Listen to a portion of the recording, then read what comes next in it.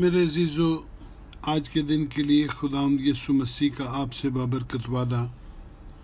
खुदावंद के ज़िंदा पाक कलाम में से पढ़ेंगे याकूब पहला बाब और उसकी 12वीं आयत। कलाम खुदा में यूँ लिखा है, मुबारक वो शख्स है जो आजमाइश की बर्दाश्त करता है, क्योंकि जब मकबूल ठहरा तो ज़िंदगी का वो ताज हासिल करेगा जिसका खुदावंद ने अपने मोहब्बत करने वालों से वादा किया है। आमीन। आजमाइशें हमारे ईमान का हिस्सा भी हैं और हमारे अजर का तराजू भी। अगर आजमाइशें ही मेरे लिए अजर पैदा करेगी तो फिर आजमाइशों में से गुजरना मेरे लिए कैसी मुबारक हाली है। फिर मैं आजमाइशों को अपनी ज़िंदगी में खुशामदीद कहूँगा। मैं खुद पर होने वाले हमले को भी खुशामदीद कहूँगा।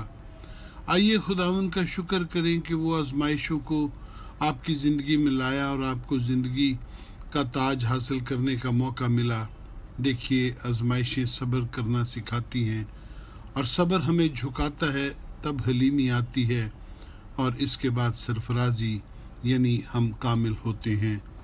आजमाइशों के दौरान पाकीज़गी, शादमानी और हकीकी ज़िंदगी से लुत्फ़अंदोज़ होते हुए गुज़रना ही कामयाबी है। आजमाइशों में से गुज़रना दर हकीकत अपने मुतल्लिक खुदा के इरादों को पूरा करना है। जो लोग ईमान और मोहब्बत के सख्त तरीन इम्तहान में से कामयाब गुज़रते हैं, उन्हें ज़मीन पर भी ताज हासिल होता है। आजमाइशों में कामयाब गुज़रने वाला वो है जिसके लिए खुदा ऐलान करता है कि तू तोला गया और कम नहीं निकला। ज़िंदगी के ताज का वादा उनसे है जो खुदा से मोहब्बत रखते हैं।